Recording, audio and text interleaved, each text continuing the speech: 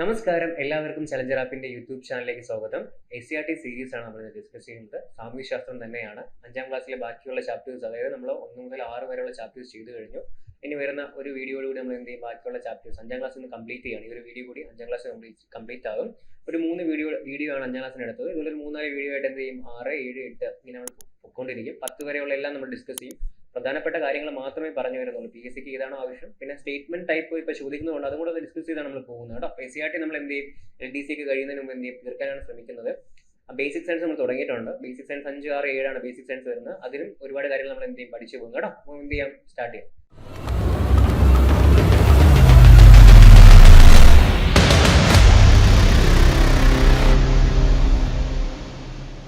നമ്മളാദ്യം നോക്കാൻ പോകുന്നത് വേദകാലഘട്ടത്തെ പറ്റി ടെസ്റ്റിൽ പറഞ്ഞിട്ടുണ്ട്. അപ്പോൾ ജസ്റ്റ് നിങ്ങൾക്ക് മനസ്സിലാക്കാൻ വേണ്ടിയിട്ട് ജസ്റ്റ് ഒരു കാലഘട്ടം ഒന്ന് പറഞ്ഞു തരാം. ആ കാലഘട്ടത്തിൽ നടന്ന ചരിത്രം നമ്മൾ ഏതുവഴി അറിയുന്നു, വേദങ്ങൾ വഴിയും അതൊക്കെ വഴിയാണ് നമ്മൾ അറിയുന്നത്. അപ്പം ഈ പറയുന്നത് എന്താണ്, 1500 BC 1500 മുതൽ 600 വരെയുള്ള കാലഘട്ടം എന്ത് വിളിക്കുന്നത്, തന്നെയാണ് വേദകാലഘട്ടം എന്ന് വിളിക്കുന്നത്. ഏകദേശം ഈ പറയുന്ന എത്ര വർഷം, ഈ പറയുന്ന ഒരു 900 വർഷത്തെയാണ് എന്ത് പറയുന്നത്, ഈ പറയുന്ന വേദകാലഘട്ടം എന്ന് പറയുന്നത്.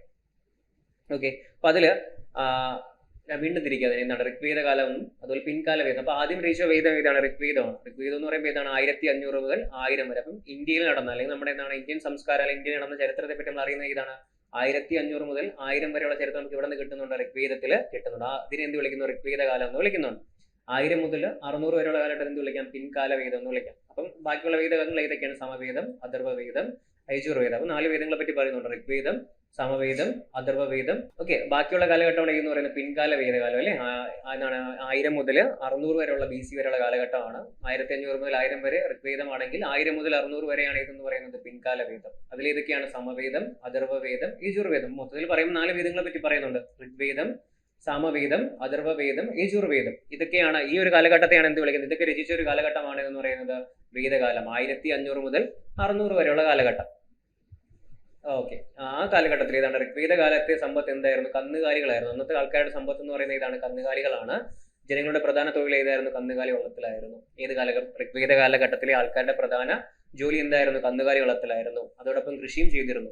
ബാർലി ആയിരുന്നു പ്രധാന വിള. അപ്പൊ അങ്ങനെ ചോദിക്കാം, ഋഗ്വേദ കാലഘട്ടത്തിലെ പ്രധാന വിള ഏതാണെന്ന് ചോദിച്ചാൽ ഏതാണ്, ടെസ്റ്റിൽ പറഞ്ഞിരിക്കുകയാണ് ബാർലി എന്ന്. അത് എന്ത് ചെയ്യുന്നു, പഠിച്ചു വെക്കുക. ബാർലി ആയിരുന്നു. അതുപോലെ സമ്പത്ത് എന്തായിരുന്നു, കന്നുകാലികളായിരുന്നു.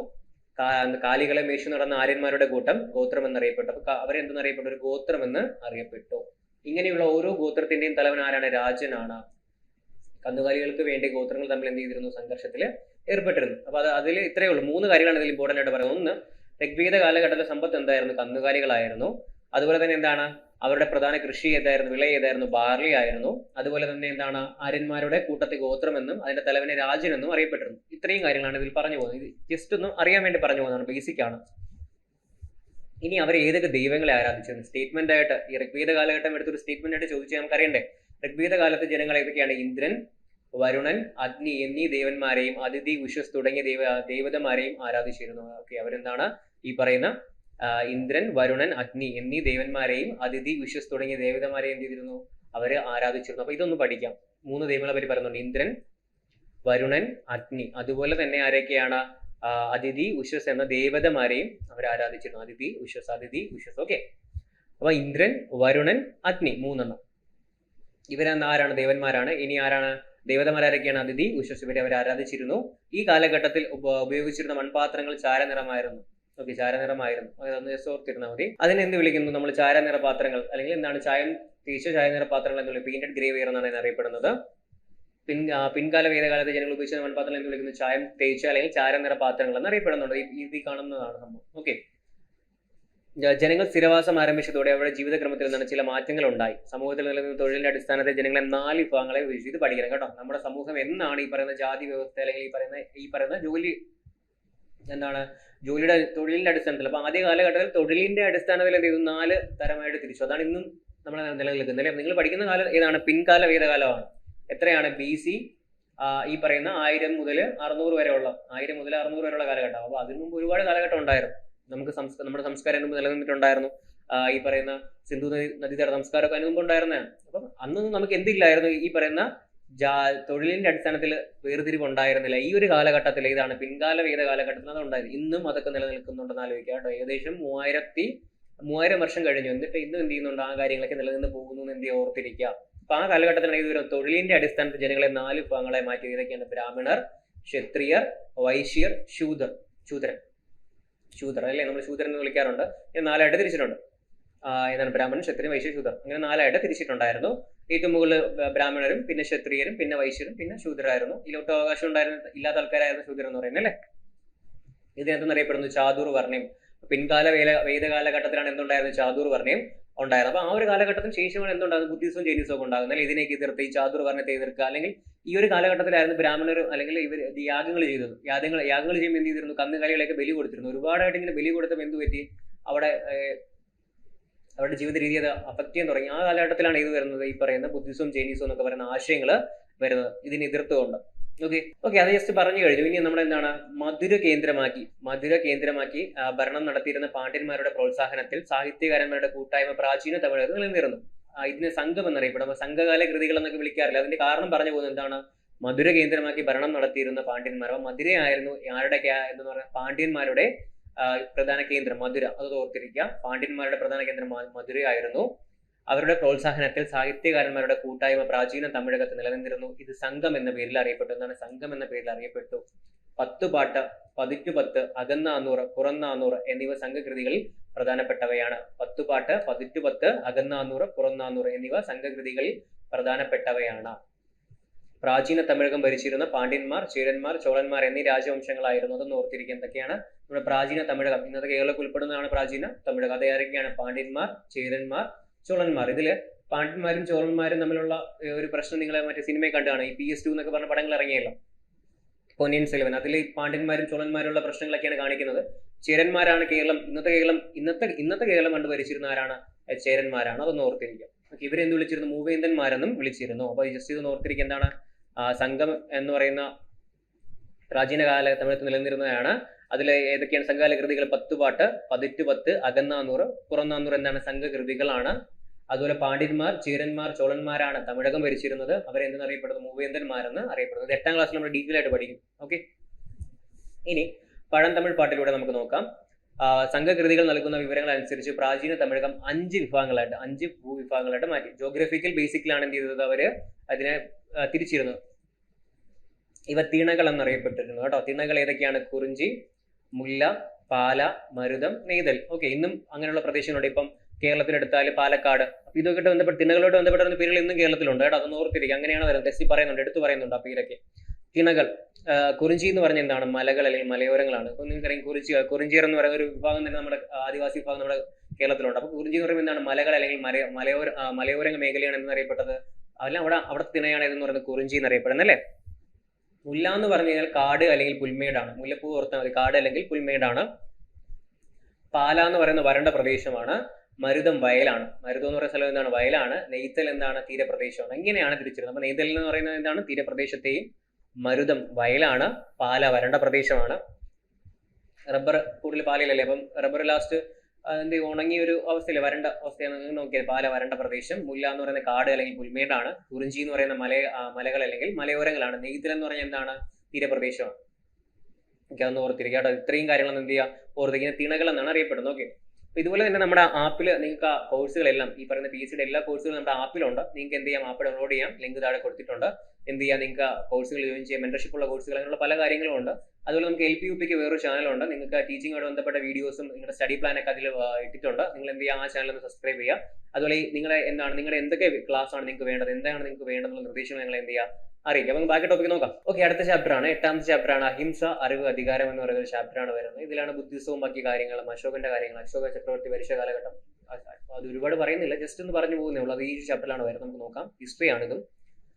അപ്പം ഇതില് ഗംഗാ സമതലത്തെ പറ്റി പറയുന്നുണ്ട് കേട്ടോ. നമ്മൾ ഈ പറയുന്ന ആദ്യം സിന്ധു നദീ തടത്തിലായിരുന്നു അവര് ആദ്യകാലത്തിൽ വന്നെത്തിയത്, ആര്യന്മാരെത്തിയത്. പിന്നെ അവിടെ നിന്ന് അവർ എങ്ങോട്ട് ട്രാവൽ ചെയ്തു, ഗംഗാ സമതലത്തിലേക്ക് വന്നെത്തുകയും അവിടെ പിന്നെ എന്തായിട്ട് ജനപദാസം ഉണ്ടാകുകയും അത് മഹാജനപദമായിട്ടൊക്കെ മാറിയതൊക്കെയാണ് അവർ ഈ പറയുന്നത്. ഗംഗാ സമുദ്രത്തിലേക്കുള്ള ആര്യന്മാരുടെ മുന്നേറ്റം നമ്മൾ ചർച്ച ചെയ്തല്ലോ. ആര്യന്മാരുടെ വ്യാപനത്തെ തുടർന്ന് BC 6ാം നൂറ്റാണ്ടോട് കൂടി ഗംഗാ സമുദ്രത്തിൽ കാർഷിക മേഖലകൾ രൂപം കൊണ്ടു. അവരെന്ത് ചെയ്തു, ഒരു കാലത്ത് ഇന്ന് താമസിക്കുന്നവരെന്ത് ചെയ്തു, കൃഷി ചെയ്യാൻ തുടങ്ങി. കൃഷി ചെയ്യുന്ന ആൾക്കാർ എന്ത് ചെയ്തു തുടങ്ങി, സെറ്റിൽ ആയിട്ട് ജീവിക്കാൻ തുടങ്ങി. അങ്ങനെയാണ് ഈ പറയുന്ന ഇതൊക്കെ ഉണ്ടായി വന്നത്. ഓക്കെ. അതുകൊണ്ട് തന്നെ കൈമാറ്റ കേന്ദ്രങ്ങളും പട്ടണങ്ങളും അടങ്ങിയ അവ ജനപദങ്ങൾ എന്നറിയപ്പെട്ടു. ഓരോ സ്ഥലങ്ങളും എന്തായിട്ട് മാറി? ജനപദാസ് എന്ന പേരിൽ അറിയപ്പെടാൻ തുടങ്ങി. ഓക്കെ, ജനപദ എന്നുള്ള പേരിൽ അറിയപ്പെടാൻ തുടങ്ങി. ഇത്തരം ജനപദങ്ങൾ ഗോദാവരി തടം വരെ വ്യാപിച്ചിരുന്നു. ഗോദാവരി തടം വരെ എന്ത് ചെയ്തിരുന്നു? ഇത് വ്യാപിച്ചിരുന്നു. ഗംഗ ഇവിടെ കൂടെയാണ് ഒഴുകുന്നത്. ഇതുമുതൽ ഇതുവരെയാണ് ഈ പറയുന്ന ഗോദാവരി നദി തടം വരെ ഏത് വ്യാപിച്ചിരുന്നു? ഈ ജനപദാസ് വ്യാപിച്ചിരുന്നു. ഈ പറയുന്ന അവയിൽ 16 ശക്തി ആർജിച്ചു. ഒരുപാട് ജനപദാസ് ഉണ്ടായിരുന്നെങ്കിലും അതിൽ 16 എന്ത് ശക്തി ആർജിച്ചു? അവയെ മഹാജനപദങ്ങൾ എന്ന് വിളിച്ചു. അതിൽ പലതും എന്തായിട്ട് മാറി? മഹാജനപദങ്ങളായിട്ട് മാറി. അപ്പൊ അതായത് നമ്മൾ സിന്ധു നദി സംസ്കാരം പഠിച്ചു. അവിടുത്തെ ആൾക്കാർ എന്താണ് ഈ പറയുന്ന സെറ്റിൽഡ് ലൈഫ് ആയിരുന്നില്ല. പിന്നെ അവിടെ നിന്ന് ഇങ്ങോട്ട് ഗംഗാ സമതലത്തിലേക്ക് വരികയും ഇവരെന്ത് ചെയ്തു? കൃഷി ചെയ്യാൻ തുടങ്ങുകയും പിന്നെ അവിടെ സെറ്റിൽ ആകാൻ തുടങ്ങി. പതിയെ ട്രേഡ് അങ്ങനെയുള്ള കാര്യങ്ങൾ ചെയ്ത് ടൗണുകൾ ഉണ്ടായി വരാൻ തുടങ്ങി. അവിടെ എന്തായാലും ഓരോരോ ജനപദാസായി മാറി. ആ ജനപദാസ് പിന്നെ എന്തായിട്ട് മാറി? 16 മഹാജനപദാസായിട്ട് മാറി. അത് ഏതൊക്കെയാണെന്ന് നോക്കാം. ഒന്ന് മഗധ, അതായത് ഏറ്റവും പ്രാധാന്യമുള്ളതാണ് എന്ന് പറയുന്നത് മഗധ എന്ന് പറയുന്നത്. മഗധ, അംഗം, വഞ്ചി, മല്ല, കാശി, വത്സം, കൗസലം, ചേതി, പാഞ്ചാലം, അശ്മകം, അവന്തി, ശൂരസേന, കുരു, മാംസി, ഗാന്ധാരം, കാമ്പോജം എന്നിവയായിരുന്നു 16 മഹാജനപദാസ് എന്ന് പറയുന്നത്. ടെസ്റ്റിൽ ഈ 16 പേര് പറഞ്ഞിട്ടുണ്ട്. അതാണ് പറഞ്ഞു പോകുന്നത്. എല്ലാ 16 അങ്ങനെ ചോദിക്കാൻ ചാൻസ് ഇല്ല. ഈ 16 മഹാജനപദത്തിന്റെ പേര് പഠിക്കേണ്ട ആവശ്യമില്ല. ജസ്റ്റ് ഓർത്ത് ഇതൊക്കെയാണ് എന്ന് പറയുന്നത് മഹാജനപദാസ് എന്ന് പറയുന്നത്. ഇതിലെ ഏറ്റവും പ്രധാനപ്പെട്ട മഗധയായിരുന്നു. നമ്മൾ മഗധയെ പറ്റി പഠിക്കും. അവിടെയാണ് ഈ പറയുന്ന പല ഡൈനാസ്റ്റികളും ഉണ്ടായി വന്നത്, രാജവംശം ഉണ്ടായി വന്നത് മഗധയുമായി ബന്ധപ്പെട്ടാണ്. അതിനു വേണ്ടിയാണ് ഇത് പറഞ്ഞത്. ഇതിൽ നിന്നാണ്, ഈ മഹാജനപദങ്ങളിൽ നിന്നാണ് പല ഡൈനാസ്റ്റികൾ ഉണ്ടായി വന്നത്. ഓക്കെ, നമുക്ക് നോക്കാം. ഇതേ കാലഘട്ടത്തിൽ സമൂഹത്തിൽ നിലനിന്ന അസമത്വങ്ങൾക്കെതിരായി ജൈനമതവും ബുദ്ധമതവും എന്ത് ചെയ്തു? ആവിർഭവിച്ചു. ഈ ഒരു കാലഘട്ടത്തിൽ നമ്മൾ പറഞ്ഞ നേരത്തെ കഴിഞ്ഞതിൽ പറഞ്ഞതുപോലെ എന്താണ് ഈ ബ്രാഹ്മണർ, ക്ഷത്രിയർ, ശൂദ്ര, വൈശ്യർ എന്നൊക്കെ പറഞ്ഞ വേർതിരിവുണ്ടായിരുന്നു. അങ്ങനെ ഒരുപാട് വേർതിരിവുണ്ട്. അപ്പൊ ഇതിനെതിരെ അസമത്വങ്ങൾ ഇനിക്വാളിറ്റി അല്ലെങ്കിൽ അസമത്വങ്ങൾക്കെതിരാണ് ഇത് വരുന്നത് ജൈനമതവും ബുദ്ധമതവും വരുന്നത്. വർത്തമാന മഹാവീരൻ പ്രചരിപ്പിച്ച ജൈനമതവും ഗൗതമ ബുദ്ധൻ ഇതാണ്. അപ്പൊ വർത്തമാന മഹാവീരന്റെയാണ് ഇതെന്ന് പറയുന്നത് ജൈനമതം. പഠിക്കുക. വർത്തമാന മഹാവീരന്റെയാണ് ജൈനമതം, ഗൗതമ ബുദ്ധന്റെയാണ് എന്ന് പറയുന്ന ബുദ്ധമതം. അഹിംസയ്ക്ക് പ്രാധാന്യം നൽകി. വ്യാപകമായ മൃഗബലിയാണ് അഹിംസ പ്രചരിപ്പിക്കാൻ മഹാവീരനും ബുദ്ധനും പ്രേരിപ്പിച്ചു. ഒരുപാട് പേര് എന്ത് ചെയ്തിരുന്നു? മൃഗബലി നടത്തിയിരുന്നു. കൃഷിയൊക്കെ എന്ത് ചെയ്യാൻ, അല്ലെ ഇവരുടെ കൃഷിക്ക് എന്താണ് വിജയിക്കാൻ വേണ്ടിയിട്ട്, അല്ലെങ്കിൽ അവർ പറഞ്ഞ കൃഷിക്കൊക്കെ നല്ല ഈൽഡ് കിട്ടാൻ വേണ്ടി, വിളവ് കിട്ടാൻ വേണ്ടി അവർ എന്ത് ചെയ്യണം? മൃഗബലിയൊക്കെ നൽകിയിരുന്നു. എന്ത് കാര്യങ്ങൾക്ക് എന്ത് ചെയ്തിരുന്നു? മൃഗത്തെ ബലി കൊടുത്താൽ മാത്രമേ അവർ വിചാരിക്കുന്ന കാര്യം നടക്കുന്ന ഒരു വിശ്വാസം ഉണ്ടായിരുന്നു. അവരെല്ലാം മൃഗബലി കൂടിയപ്പോൾ എന്ത് ചെയ്തു? അഹിംസ പ്രചരിപ്പിക്കാൻ വേണ്ടിയാണ് ഈ പറയുന്ന ആരാണ്? വർത്തമാന മഹാവീരനും ബുദ്ധനും എന്ത് ചെയ്തത്? അവരുടെ ആശയങ്ങൾ പ്രചരിപ്പിച്ചത്. സാധാരണക്കാരന്റെ ഭാഷയിലായിരുന്നു ആശയങ്ങൾ അവർ പ്രചരിപ്പിച്ചത്. അപ്പൊ അതിൽ ഭാഷ നമുക്ക് പഠിക്കാം അല്ലെ. ഏതൊക്കെയാണ്? മഹാവീരൻ ഉപയോഗിച്ച ഭാഷ പ്രാകൃതമായിരുന്നു. അപ്പൊ വർത്തമാന മഹാവീരൻ ജൈനമതമാണ്, പ്രാകൃത ഭാഷയിലാണ്. അപ്പൊ സാധാരണ ജനങ്ങൾക്ക് പോലും ആശയങ്ങൾ മനസ്സിലാവും. ബുദ്ധൻ ഏത് ഭാഷ ഉപയോഗിച്ചിരുന്ന? പാലിയാണ്. ബുദ്ധൻ ഉപയോഗിച്ച ഭാഷ ഏതാണ്? പാലി. അപ്പൊ പ്രാകൃതം എന്ന് പറയുന്നത് വർത്തമാന മഹാവീരനും പാലി എന്ന് പറയുന്ന ഗൗതമ ബുദ്ധനുമായിരുന്നു. എന്നാൽ സാധാരണ ജനങ്ങളുടെ കഷ്ടതകൾ അവരെന്താണ്? അസന്തുഷ്ടരും അസ്വസ്ഥരുമാക്കി. ജനങ്ങളുടെ ദുരിതങ്ങൾക്കുള്ള ആശ്വാസ മാർഗമാണ് അവർ അന്വേഷിച്ചത്. ഓക്കെ, അത്രേ ഉള്ളൂ. അതിൽ എന്താണ്? 2 ഭാഷ പഠിക്കുക. പാലി എന്ന് പറയുന്ന ഗൗതമ ബുദ്ധനാണ് പ്രചരിപ്പിച്ചത്. പ്രാകൃത ഭാഷയിലാണ് നമ്മുടെ വർത്തമാന മഹാവീരൻ കാര്യങ്ങളൊക്കെ എന്ത് ചെയ്തത്? ജനങ്ങളോട് എത്തിക്കാൻ വേണ്ടി അതാണ് ഉപയോഗിച്ചിരുന്നത് ഭാഷ. ഇനി തത്വങ്ങൾ പറഞ്ഞു പോകാം. ഇത് ചിലപ്പോൾ ചോദിക്കാം. എന്താണ്? ജൈനമത തത്വങ്ങൾ. ശരിയായ ജ്ഞാനം, റൈറ്റ് നോളജ്, അതുപോലെ റൈറ്റ് ബിലീവ്, വിശ്വാസം, അതുപോലെ തന്നെ ശരിയായ പ്രവൃത്തി. ഈ 3 കാര്യങ്ങളാണ് ആര് വിശ്വസിച്ചിരുന്നത്? ജൈനമതം വിശ്വസിച്ചിരുന്നത്. ശരിയായ ജ്ഞാനം, ശരിയായ വിശ്വാസം, ശരിയായ പ്രവൃത്തി. ബുദ്ധമതം എങ്ങനെയായിരുന്നു? ഇഹലോക ജീവിതം ദുഃഖപൂർവ്വം. നമ്മുടെ ഈ ജീവിതം എന്താണ്? ആഗ്രഹങ്ങളോടുകൂടിയ ലൈഫ് എന്താണ്?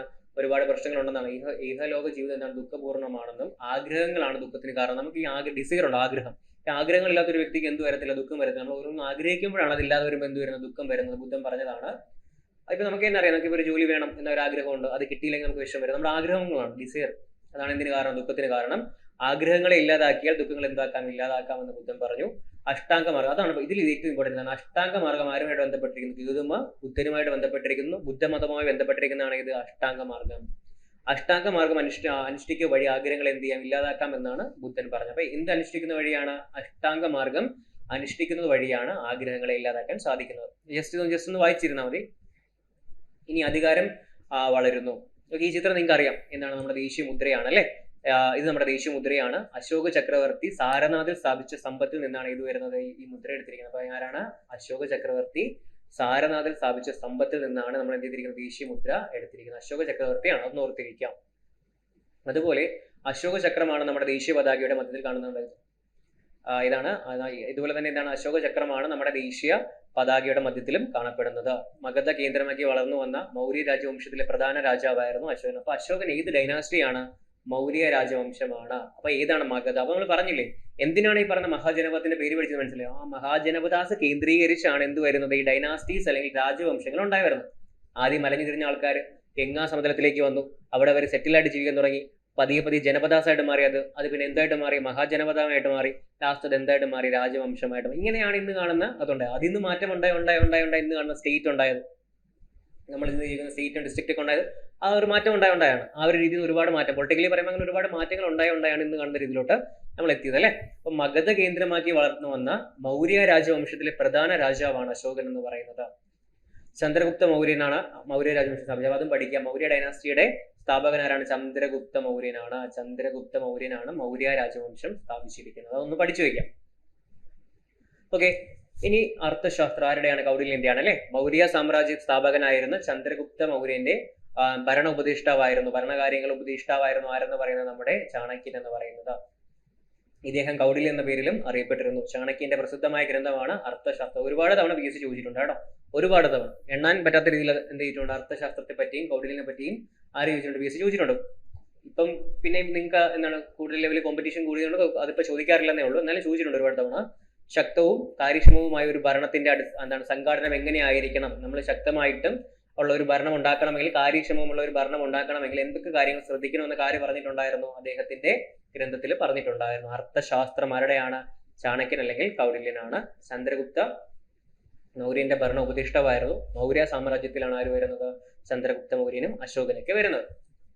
ഓക്കെ, മൗര്യ ഭരണത്തിന്റെ തകർച്ചയ്ക്ക് ശേഷം AD 4 BC മുതലാണ് ഈ മൗര്യ ഡൈനാസ്റ്റി വരുന്നത്. അപ്പൊ AD 4 നൂറ്റാണ്ടോടെ എന്താണ് ഗംഗാ തടത്തിൽ ഉയർന്നു വന്ന മറ്റൊരു രാജവംശം. അപ്പൊ ഏത് കഴിഞ്ഞു? ചന്ദ്രഗുപ്ത മൗര്യന്റെ മൗര്യ എംപയർ കഴിഞ്ഞു. ഇനി ഏതാണ്? ഗുപ്ത രാജവംശം. രണ്ടാണ്. മൗര്യ രാജവംശം വേറെയാണ്, ഗുപ്ത രാജവംശം വേറെയാണ്. ഇപ്പൊ ചന്ദ്രഗുപ്ത എന്ന് പറയുമ്പോൾ അത് വേറെയാണ്. ചന്ദ്രഗുപ്ത മൗര്യ എന്ന് പറയുമ്പോഴും അത് വേറെ രാജവംശമാണ്. ഇത് ഏതാണ്? ഗുപ്ത രാജവംശം അല്ല, അത് വേറെയാണ്. അത് കഴിഞ്ഞതിന് ശേഷമാണ് ഇത് വരുന്നത്, ഗുപ്ത രാജവംശം വരുന്നത്.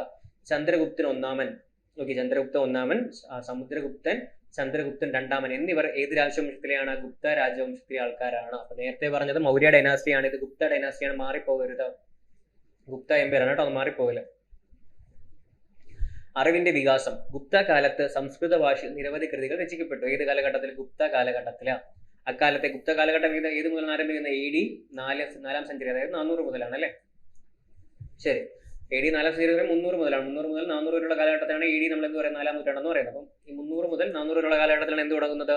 നമ്മുടെ ഗുപ്ത ഡൈനാസ്റ്റി തുടങ്ങുന്നത്. അക്കാലത്ത് സാഹിത്യകാരന്മാരിൽ പ്രധാനിയായിരുന്നു ആര്? കാളിദാസൻ. അപ്പൊ കാളിദാസൻ എന്ന് ജീവിച്ചിരുന്ന ആളാണ്? ഈ പറയുന്ന AD 4-ാം നൂറ്റാണ്ടിൽ ജീവിച്ചിരുന്ന വ്യക്തിയാണ് കാളിദാസൻ. ഇവിടെയാണ് ഗുപ്ത ഡൈനാസ്റ്റിയിലാണ്.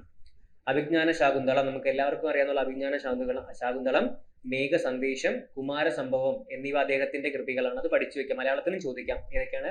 അഭിജ്ഞാന ശാകുന്തളം, മേഘ സന്ദേശം, കുമാര സംഭവം ആരുടെയാണ്? കാളിദാസന്റെയാണ്. ഗുപ്ത ഡൈനാസ്റ്റിയാണ്, AD 4-ാം നൂറ്റാണ്ടാണ്. ഓക്കെ, ഇനി നവരത്നങ്ങൾ, നമ്മൾ എപ്പോഴും പറയാറുണ്ട് നവരത്നങ്ങൾ. ആരെയാണ് പറയുന്നത്? ചന്ദ്രഗുപ്ത രണ്ടാമന്റെ. അപ്പൊ അതും പഠിക്കുക, ചന്ദ്രഗുപ്ത രണ്ടാമന്റെ ആണ്. അപ്പൊ ഗുപ്ത ഡൈനാസ്റ്റിയിൽ നമ്മൾ പഠിച്ചു ആരൊക്കെ വരുന്നുണ്ട്? 3 പേര് വരുന്നു. ചന്ദ്രഗുപ്തൻ ഒന്നാമൻ വരുന്നുണ്ട്, സമുദ്രഗുപ്തൻ വരുന്നുണ്ട്, ചന്ദ്രഗുപ്തൻ രണ്ടാമത്തെ ആൾക്കാർ രണ്ടും വരുന്നു, രണ്ടാമനൊക്കെ വരുന്നുണ്ട്. ചന്ദ്രഗുപ്ത രണ്ടാമന്റെ കൊട്ടാരത്തിൽ ജീവിച്ചിരുന്ന 9 പണ്ഡിതന്മാരെ നവരത്നങ്ങൾ എന്ന് വിളിച്ചിരുന്നു. ആരൊക്കെയാണ്? കാളിദാസനുണ്ട്, തടകർപ്പനുണ്ട്, ക്ഷണഭകനുണ്ട്, വരരുചിയുണ്ട്, വരാഹമിഹിരനുണ്ട്, വേതാളഭട്ടനുണ്ട്, ധനന്തുരിയുണ്ട്, അമരസിംഹനുണ്ട്, ശംഖു. ഇങ്ങനെയുള്ള 9 പേരെ നമുക്ക് എന്ത് വിളിക്കാം? നവരത്നങ്ങൾ. ഈ 9 പേരെയാണ് നവരത്നങ്ങൾ എന്ന് വിളിക്കുന്നത്. ഈ 9 പേര് പേരൊന്നും പഠിക്കണ്ട, ഓർത്തിരുന്നാൽ മതി. ആരെയാണ്? ചന്ദ്രഗുപ്ത രണ്ടാമന്റെ കൊട്ടാരത്തിൽ ജീവിച്ചിരുന്ന പണ്ഡിതരെ വിളിക്കുന്ന പേരാണ് എന്ത്? നവരത്നങ്ങൾ. നവരത്നങ്ങൾ. അപ്പൊ കാളിദാസനൊക്കെ അതിൽ വരുന്നതാണ് അവിടെ കാളിദാസൻ. അപ്പൊ അത് കഴിഞ്ഞു. ചിത്രത്തിൽ കാണുന്ന ഇരുമ്പ് തൂൺ, അതായത് ഈ പറയുന്ന മെഹ്റോളിയിലെ ഇരുമ്പ് തൂൺ, ഇത് ഡൽഹിക്ക് സമീപമുള്ള മെഹ്റോളിയിൽ സ്ഥിതി ചെയ്യുന്നതാണ്. ഇത് എവിടെ? ഡൽഹിക്ക് സമീപമുള്ള മെഹ്റോളിയിലാണ് ഇത് കാണപ്പെടുന്നത്. ചന്ദ്രഗുപ്തൻ രണ്ടാമന്റെ കാലത്താണ് ഇത് പണി കഴിപ്പിച്ചത്. ഇതാണ് ഇത് പണി ഇന്നുകൊണ്ട്. ഇത് ആരുടെ കാലത്താണ് പണി കഴിപ്പിച്ചത്? ചന്ദ്രഗുപ്ത സെക്കൻഡ് ആണ്. AD 400 കാലഘട്ടം കഴിഞ്ഞതിന് ശേഷം, 400 ആ ഒരു കാലഘട്ടമാണ്. AD 400 കാലഘട്ടത്തിലാണ് ചൂട് കൂടും അല്ല, കൊടും ചൂടും മഴയും കനത്ത മഞ്ഞും ഏറ്റിട്ടും ഇന്നും എന്താണ് തുരുമ്പ് പിടിക്കാത്ത ഇത് നിലനിൽക്കുന്നതെങ്കിൽ അത്ഭുതമല്ലേ? കാര്യം എന്താണ്? ഇതെന്താണ്? ഇത് കൊടും ചൂടും മഴയും കനത്ത മഞ്ഞൊക്കെ ഏറ്റിട്ട് എന്ത് പറ്റിയിട്ടില്ല? ഇതുവരെ ഇതിന് എന്ത് പറ്റിയില്ല? തുരുമ്പ് പിടിച്ചിട്ടില്ല. ഓക്കെ, ഗുപ്ത കാലഘട്ടത്തിലെ ഉരുക്ക് സംസ്കാരത്തിന്റെ മികവെന്ത് ചെയ്യുന്ന ഇതിൽ നമുക്ക് കാണാൻ പറ്റുന്നുണ്ടെന്നാണ് പറയുന്നത് അല്ലെ. ഗുപ്ത കാലത്ത് ശാസ്ത്രരംഗത്ത് മികച്ച സംഭാവനകൾ നൽകിയ ചിലരെ നമുക്ക് പരിചയപ്പെടാം. ആരൊക്കെയാണ്? വരാഹമിഹിരൻ, അതുപോലെ എന്താണ് വരാഹമിഹിരനുണ്ട്, അതുപോലെ ബ്രഹ്മഗുപ്തൻ, ഭാസ്കരാചാര്യർ, ആര്യഭട്ടൻ തുടങ്ങിയ നിങ്ങൾക്കറിയാം. ആര്യഭട്ടനെ നിങ്ങൾക്കറിയാം, സയൻസിൽ നിങ്ങൾ പഠിച്ചു കാണും. ആര്യഭട്ടൻ നമുക്കറിയാം, നമ്മുടെ സാറ്റലൈറ്റ് നമുക്കറിയാം. അതൊക്കെ ഇദ്ദേഹത്തിന്റെ പേരിലുള്ള. അപ്പൊ ഇതൊക്കെ ഏത് കാലഘട്ടത്തിൽ വരുന്നതാണ്? ഗുപ്ത ഡൈനാസ്റ്റിയിൽ. അപ്പൊ അത്രയും എന്താണ് പ്രഗത്ഭമായിരുന്ന ഒരു കാലഘട്ടമാണ് ഈ AD 400, 300 പറയുന്ന കാര്യം. വരാഹമിഹിരൻ, ബ്രഹ്മഗുപ്തൻ, ഭാസ്കരാചാര്യർ, അതുപോലെ തന്നെ ആര്യഭട്ടൻ, ഇവരൊക്കെ ഏത് കാലഘട്ടത്തിൽ ജീവിച്ചിരുന്നതാണ്? ഗുപ്ത ഡൈനാസ്റ്റി കാലഘട്ടത്തിൽ ജീവിച്ചിരുന്ന ആൾക്കാരാണ്. ഓക്കെ. ജ്യോതിശാസ്ത്രത്തിലും ആരൊക്കെയാണ്? വരാഹമിഹിരനും ബ്രഹ്മഗുപ്തൻ ഏത് ഫീൽഡിൽ വരുന്നതാണ്? ജ്യോതിശാസ്ത്രത്തിൽ വരുന്നതാണ്. ഭാസ്കരാചാര്യ ഗണിതശാസ്ത്രം നിങ്ങൾക്ക് അറിയാം. ഭാസ്കരാചാര്യ ഏതിൽ വരുന്നതാണ്? മാത്സ് അല്ലെങ്കിൽ മാത്തമെറ്റിക്സുമായിട്ട് ബന്ധപ്പെട്ട് വരുന്നതാണ്. ആര്യഭട്ടൻ ഏതാണ്? ജ്യോതിശാസ്ത്രമാണ്. അപ്പൊ ഇവരൊക്കെ എന്താണ്? ആ കാലഘട്ടത്തിൽ ഒരുപാട് സംഭാവനകൾ നൽകിയ വ്യക്തികളാണ് ഈ പറയുന്ന മഹത് വ്യക്തികൾ. ഇവരൊക്കെ ഏത് കാലഘട്ടത്തിലാണ്? ഗുപ്ത ഡൈനാസ്റ്റിയിലാണ്. അതുപോലെ തന്നെ നളന്ദ സർവകലാശാലയെ പറ്റി ഇതിൽ പറഞ്ഞു പോകുന്നുണ്ട് കേട്ടോ. പുരാതന ഇന്ത്യയിലെ പ്രസിദ്ധമായ വിദ്യാഭ്യാസ കേന്ദ്രമാണ് ഇതെന്ന് പറയുന്ന നളന്ദ സർവകലാശാല. അത് ഈ ചിത്രത്തിൽ കൊടുത്തിട്ടുണ്ട്, നളന്ദ യൂണിവേഴ്സിറ്റി എന്ന് പറയുന്നത്. ഓക്കെ. ഏഷ്യയിലെ വിവിധ ഭാഗങ്ങളിൽ നിന്ന് ഇവിടേക്ക് വിദ്യാർത്ഥികൾ എത്തിയിരുന്നു എന്നൊക്കെ പറയുന്നുണ്ട്. അതിൽ ഇത്രേ പറയുന്നുള്ളൂ, അത് വിട്ടേക്കുക. ഇനി അടുത്ത ജനങ്ങൾക്ക് വേണ്ടി. ഇപ്പം നമുക്കൊരു ഇലക്ഷൻ കഴിഞ്ഞതേ ഉള്ളൂ. അപ്പം കുട്ടികൾക്ക് മനസ്സിലാക്കാൻ വേണ്ടി എന്ത് ചെയ്തിട്ടുണ്ട്? പാഠപുസ്തകത്തിൽ അങ്ങനെ ഒരു ചാപ്റ്റർ ഉണ്ട്. 5ാം ക്ലാസ്സിലെ കുട്ടിക്ക് വേണ്ടിയാണ് കൊടുത്തിരിക്കുന്നത്. അപ്പൊ ഇതില് വാർഡ് തലത്തിലുള്ള വികസന പ്രവർത്തനങ്ങൾ തീരുമാനിക്കാൻ വേണ്ടിയാണ് ഇതുള്ളത് ഗ്രാമസഭ. ഗ്രാമസഭകളെ പറ്റി പലർക്കും അറിയില്ല. ഗ്രാമസഭ എന്ന് പറയുന്നത് ഒരു എലക്റ്റഡ് ബോഡി അല്ല. അവിടെ എന്താണ്? ഈ പറയുന്ന വില്ലേജിലുള്ള എല്ലാവരും അംഗങ്ങളാണ് ഈ ഗ്രാമസഭയിൽ. നമ്മളെല്ലാം എന്ത് ചെയ്യണം? നമുക്ക് നമ്മുടെ എന്താണ് നിർദ്ദേശങ്ങൾ പറയാനും അതിനൊക്കെ വേണ്ടിയാണ് ഗ്രാമസഭ കൂടുന്നത് അല്ലേ? അതൊന്ന് പഠിച്ചു വെക്കാം. മാറിപ്പോവാം, പഞ്ചായത്തും ഇതൊക്കെ തമ്മിൽ മാറിപ്പോവാം. ഈ ഗ്രാമസഭ എന്ന് പറയുന്ന പേരുകൾ തമ്മിൽ പ്രശ്നം വരാറുണ്ട്. ഗ്രാമസഭ എന്ന് പറയുന്ന സംഭവം നമ്മൾ എലക്ട് ചെയ്യുന്ന സാധനമല്ല. വാർഡ് തലത്തിൽ, ഓരോ വാർഡ് തലത്തിലെ വികസന പ്രവർത്തനങ്ങൾ തീരുമാനിക്കാനുള്ള വേദിയാണ് ഇതെന്ന് പറയുന്ന ഗ്രാമസഭ എന്ന് പറയുന്നത്. നഗരങ്ങളിൽ ഇതിന്റെ പേര് എന്താണ്? വാർഡ് സഭയാണ്. അത് ചോദിക്കുക, അത് പഠിക്കുക. എന്താണ് നഗരങ്ങളിൽ ഇതിനെ എന്ത് വിളിക്കുന്നു? വാർഡ് സഭ എന്ന് വിളിക്കുന്നു. വാർഡിലെ എല്ലാ വോട്ടർമാരും എന്താണ് ഗ്രാമസഭയിൽ അല്ലെങ്കിൽ വാർഡ് സഭയിൽ പങ്കെടുക്കാം. അതെന്താ ഇലക്റ്റഡ് ബോഡി അല്ല. ചർച്ചകളിൽ പങ്കെടുത്ത് അഭിപ്രായം പറയാൻ അവർക്കെല്ലാം എന്തുണ്ട്? അവസരമുണ്ട്. വാർഡിൽ നടപ്പാക്കേണ്ട വികസന പ്രവർത്തനങ്ങൾ സംബന്ധിച്ച് ജനങ്ങൾ ഗ്രാമസഭയിൽ കൂട്ടായി ചർച്ച ചെയ്ത് തീരുമാനം എടുക്കുന്നു. ഇത്തരം പ്രവർത്തനങ്ങൾക്ക് നേതൃത്വം കൊടുക്കുന്ന ആരാണ്? വാർഡിൽ നിന്നും ജനങ്ങൾ തിരഞ്ഞെടുത്ത ആരാണ്? ജനപ്രതിനിധി ആയിരിക്കും. ഇതിനെന്ത് ചെയ്യാനാണ്? നേതൃത്വം കൊടുക്കുന്ന ഒരു വ്യക്തി ആരായിരിക്കും? നമ്മൾ തിരഞ്ഞെടുത്ത ജനപ്രതിനിധി ആയിരിക്കും. ഓക്കെ. അത് അത്രയും ഓർത്ത്. ഇതിൽ പ്രത്യേകം അറിഞ്ഞിരിക്കേണ്ട കാര്യം എന്താണ്? ഗ്രാമസഭ എന്ന് പറയുന്നത് എന്തല്ല? അതൊരു എലക്റ്റഡ് ബോഡി അല്ല. ഈ വില്ലേജുമായിട്ട് ആൾക്കാർ കൺഫ്യൂഷൻ വരാം. ഗ്രാമസഭ, ഗ്രാമപഞ്ചായത്ത് എന്നൊക്കെ പറഞ്ഞ പേരുകൾ മാറിപ്പോ. ഗ്രാമപഞ്ചായത്ത് നമ്മൾ തിരഞ്ഞെടുക്കുന്നത് തന്നെയാണ്, അതല്ല ഇതെന്ന് പറയുന്നത്. ഗ്രാമസഭ എന്താണ്? അതെന്താണ്? ഒരു വാർഡിനെ അല്ലെങ്കിൽ പറഞ്ഞ വാർഡ് തലത്തിൽ എന്താണ് വികസനങ്ങളൊക്കെ ചർച്ച ചെയ്യാൻ വേണ്ടിയിട്ടുള്ള ഒരു ബോഡിയാണ്. അതിൽ എല്ലാവർക്കും പങ്കെടുക്കാം, എല്ലാവർക്കും അഭിപ്രായങ്ങൾ പറയാം. നമ്മുടെ നിർദ്ദേശങ്ങൾ അനുസരിച്ചായിരിക്കും എന്ത് ചെയ്യേണ്ടത്? അവർ ആ ഒരു ബാക്കിയുള്ള തീരുമാനങ്ങൾ എടുക്കുന്നതെന്ന് പറയുന്നത്. ഓക്കെ. നിങ്ങൾ ആ പാൽത്തു ജാനൂർ സിനിമ കണ്ട അതിൽ ഇതിനെപ്പറ്റി ഗ്രാമസഭയെ പറ്റി കാണിക്കുന്നുണ്ട് കൂടുതലായിട്ട്. നഗരങ്ങളിൽ ഇതിനെന്ത് വിളിക്കുന്നത്? ഇതാണ് പഠിക്കേണ്ടത്. നഗരങ്ങളിൽ ഗ്രാമസഭ അറിയപ്പെടുന്ന പേര് എന്താണ്? വാർഡ് സഭയാണ്. അതാണ് ഓർത്തിരിക്കുക. അതാണ് ഇതിൽ ഏറ്റവും ഇമ്പോർട്ടൻറ്റ്.